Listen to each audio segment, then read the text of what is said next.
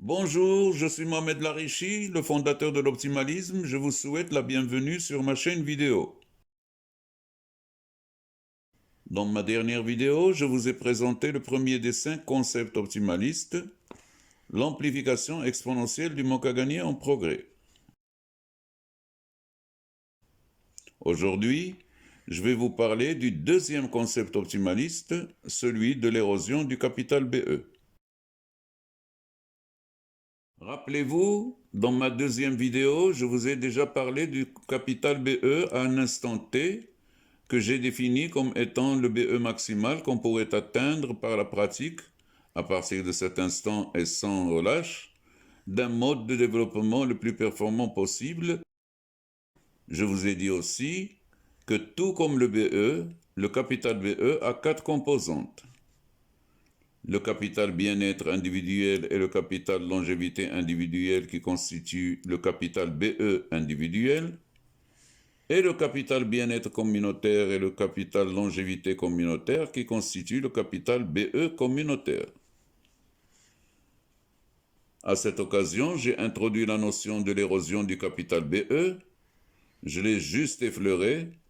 Maintenant, intéressons-nous de plus près aux différents aspects de ce phénomène.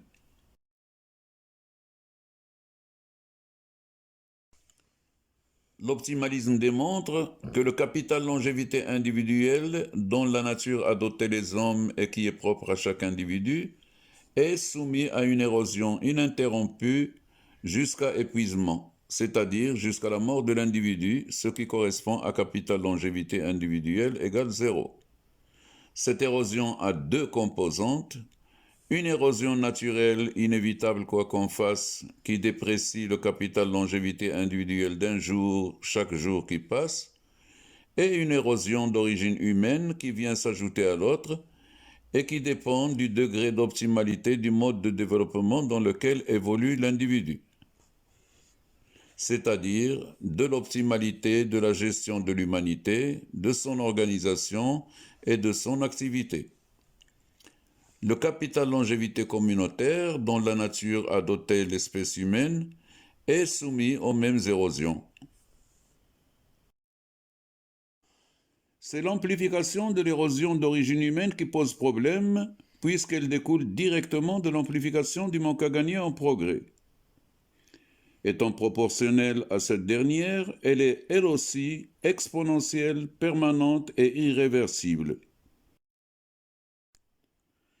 Si l'érosion du capital bien-être individuel et celle du capital bien-être communautaire peuvent être tolérables, jusqu'à une certaine limite bien sûr, l'érosion du capital longévité individuelle et celle du capital longévité communautaire ne doivent pas l'être, car il s'agit de la vie de tout homme et de la survie de l'humanité. C'est pourquoi il est nécessaire d'attirer l'attention de l'opinion et des hommes politiques sur ce phénomène vital vis-à-vis duquel ils doivent agir sans plus tarder.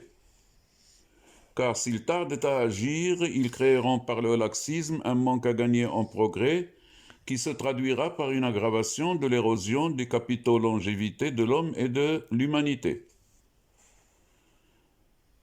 Cette érosion s'amplifiera exponentiellement à travers les générations, de sorte que toute génération future perdra en longévité plus que celle qui la précède.